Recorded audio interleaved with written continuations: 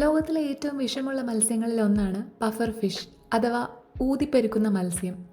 ഇവയ്ക്ക് ഏകദേശം 120-ൽ അധികം ഇനങ്ങളുണ്ട്. അപകടത്തിൽപ്പെടുമ്പോൾ സ്വയം പ്രതിരോധിക്കുന്നതിനായി വെള്ളമോ വായുവോ ഉള്ളിലേക്ക് വലിച്ചെടുത്ത് ഒരു പന്തിൻ്റെ രൂപത്തിൽ ഇവ പെട്ടെന്ന് വീർക്കുകയും ശരീരത്തിലെ മുള്ളുകൾ ഉയർത്തിപ്പിടിക്കുകയും ചെയ്യും.